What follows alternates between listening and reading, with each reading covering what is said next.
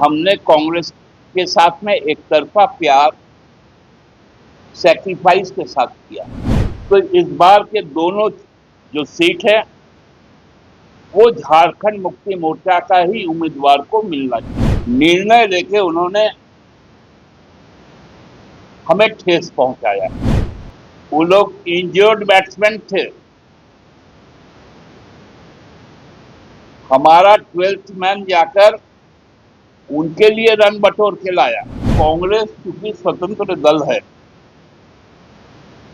वो अपना प्रतिनिधि, अपना उम्मीदवार घोषित किया है, लेकिन उनके पास तो पर्याप्त संख्या नहीं है। क्योंकि हमारे नेतृत्व में यहां सरकार चल रही है, गठबंधन में जीत दर्ज हो रही है, तो पार्टी के ही दो नेताओं को राज्यसभा में जाना चाहिए। आगामी 18 जून को झारखंड राज्य से राज्यसभा के लिए द्विवार्षिक 2 सीटों के लिए चुनाव होना तय है। मतदान की तिथि निर्धारित है, लेकिन राज्यसभा में मतदान हो ये कोई अनिवार्य शर्त नहीं, क्योंकि ये अपरोक्ष निर्वाचन होता है। निर्वाचक मंडल में राजनीतिक दल के विधानसभा में चुने गए जो सदस्य हैं उनके संख्या बल पर ही चुनाव होता है, और इसकी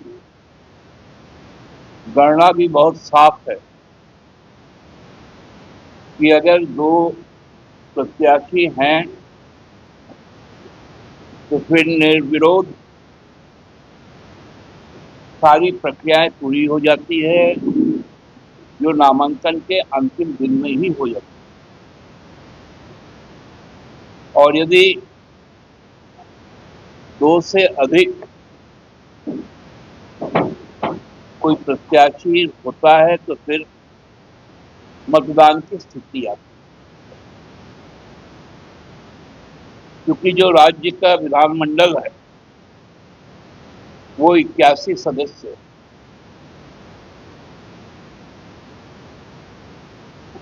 उसको परिकल्पना कर लिया जाता है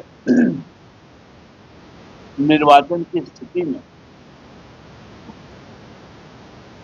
कि संपूर्ण संख्या जो 81 है उसमें यदि 3 लोग आते हैं तो 81 को यदि हम 3 से भागा देते हैं तो 27 की संख्या आती है, और उसमें 1 जोड़ दिया जाता है प्लस इक्वल टू 1 प्लस, मतलब 28। जो दलगत स्थिति है झारखंड विधानसभा में, जो चुनाव पूर्व गठबंधन था,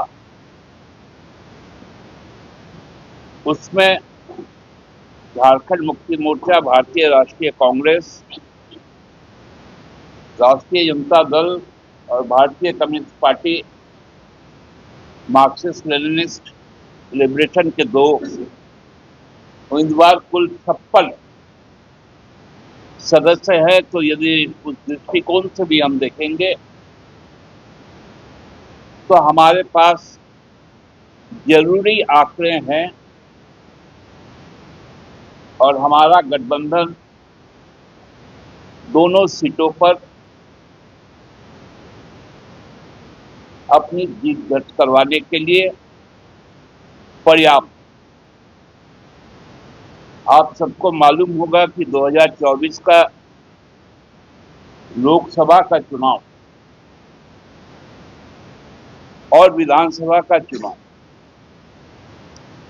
ये दोनों चुनावें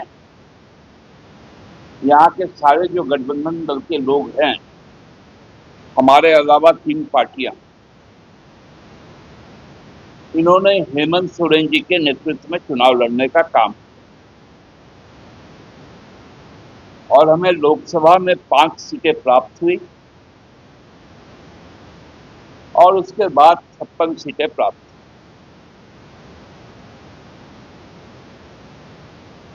और हमने सरकार का भी गठन। ये दोनों चुनाव हेमंत सोरेन जी के नेतृत्व में ही हुए। आने वाला राज्यसभा का चुनाव भी हेमंत सोरेन जी के नेतृत्व में ही होगा। हम झारखंड मुक्ति मोर्चा के लोगों ने अपने केंद्रीय अध्यक्ष आदरणीय हेमंत सोरेन जी से कहा है, क्योंकि कड़ी मेहनत के बाद हम लोगों ने दो विपरीत परिस्थिति में रहकर दो जो चुनाव लड़ा, तो इस बार के दोनों जो सीट है वो झारखंड मुक्ति मोर्चा का ही उम्मीदवार को मिलना चाहिए, क्योंकि 24 के बाद हम लगातार गठबंधन धर्म निभा रहे। उसके बाद बिहार में चुनाव हुआ विधानसभा का। हमारी प्रत्याशा थी और हमारा प्रतिनिधिमंडल बिहार में अपने सांगठनिक स्थिति को देखते हुए हम लोगों ने कहा था, क्योंकि हमने राजद से जब एक ही विधायक हुआ करता था तो उनको 5 साल तक मंत्री बना के रखा, तो हमारी उम्मीद थी और उस वक्त भी कांग्रेस के विधायकों की संख्या कम थी, लेकिन हमने 4 मंत्री बना के रखे। आज भी यथास्थिति है,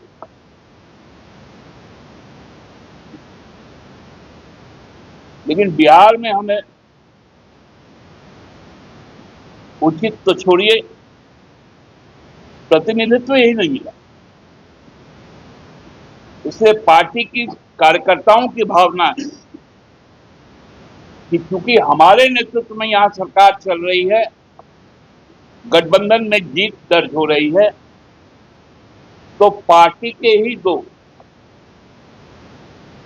नेताओं को राज्यसभा में जाना चाहिए और उसके लिए हम लोगों ने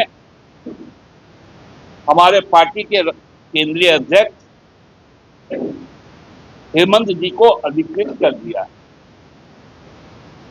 और उनसे अनुरोध हम लोगों का है कि आप सभी जरूरी चीजों की समीक्षा करते हुए, क्योंकि 8 को अंतिम तिथि है, तो उसके पूर्व आप निर्णय ले लें ताकि झारखंड मुक्ति मोर्चा के कार्यकर्ताओं की भावना को सम्मान मिले। यही हमारे तरफ से आज आधिकारिक घोषणा है। आप सबको बहुत बहुत धन्यवाद।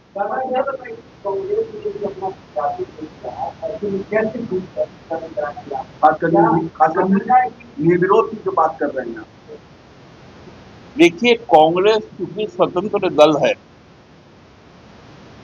वो अपना प्रतिनिधि, अपना उम्मीदवार घोषित किया है,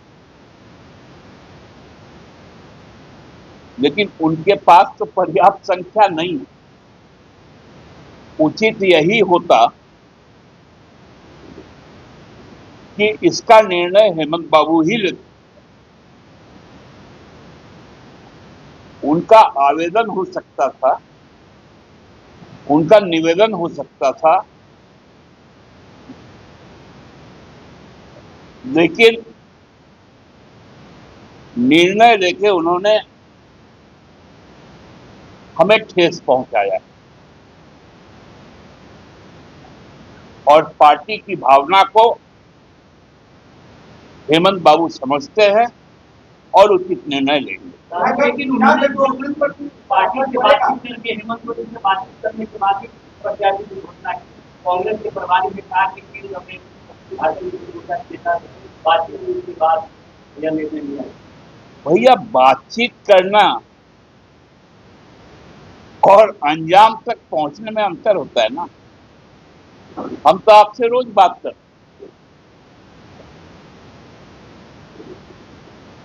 लेकिन फैसला थोड़ी लेते हैं।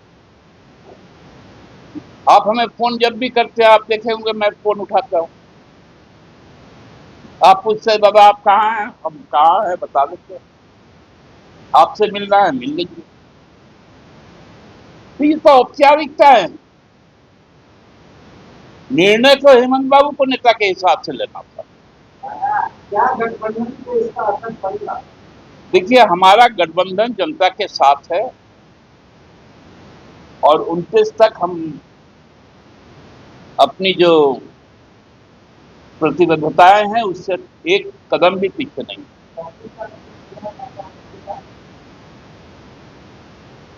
16 वाला भी सपना देख रहा है और 21 वाला भी तो सपना देख रहा है। एक 21 वाला भी है ना,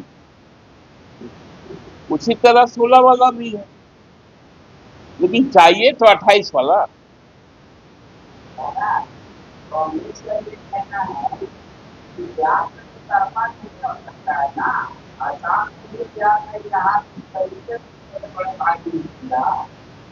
इससे पहले जो परिस्थितियाँ उत्पन्न हुई और उसके बाद तो बहुत सारी चीजें हैं जो हम मिलकर नहीं कर सकते। सरकार समझ इस बात को यह बार आपकी बारी है, तो फिर कहाँ से सवाल उठना चाहिए? ये अधिकृत बयान आपको किसने दिया मुझे नहीं मालूम, लेकिन हमने कांग्रेस के साथ में एक तरफा प्यार सैक्रिफाइस के साथ किया। हमने उनको 9 सीटें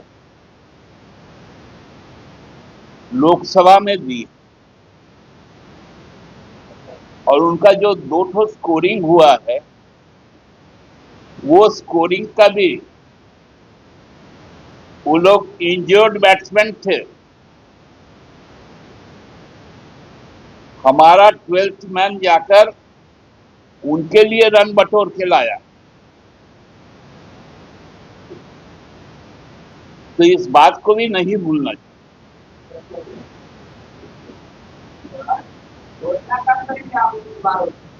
निश्चित तौर पे 8 तारीख को 3 बजे के पहले घोषणा भी होगी और नामांकन भी होगी। माना जाए कि पार्टी की जो मांग है आपकी आपके वो भावना का कार्यकर्ताओं के भावना का कद्र करना हर नेता का। गोल, जहां 27 वर्षों के सफर में 17,000 से भी अधिक छात्रों ने डॉक्टर एवं इंजीनियर बनकर भरे सफलता की ऊंची उड़ान। जहां साधारण छात्र भी झारखंड टॉपर्स बनकर बना रहे इतिहास। दूरदर्शी शिक्षाविद श्री विपिन सिंह के मार्गदर्शन में मेडिकल एवं इंजीनियरिंग के लाखों छात्रों के लिए आशा की किरण के रूप में goal, nation's leading institute. Biome institute NEET की तैयारी के लिए एक भरोसेमंद नाम। यहाँ अनुभवी फैकल्टी, स्मार्ट क्लासरूम और बेहतरीन टीचिंग मेथड से स्टूडेंट्स को मिलती है मजबूत तैयारी। यहाँ हर स्टूडेंट को मिलता है पर्सनल गाइडेंस और डाउट क्लियरिंग का पूरा सपोर्ट। नीट 2027 और 28 के लिए फेज 2 बैच 30 अप्रैल से शुरू हो रहा है। आज ही बायोम इंस्टीट्यूट से जुड़े और अपने डॉक्टर बनने के सपने को दे सही दिशा। बायोम इंस्टीट्यूट सिर्फ मेडिकल प्रिपरेशन का संस्थान।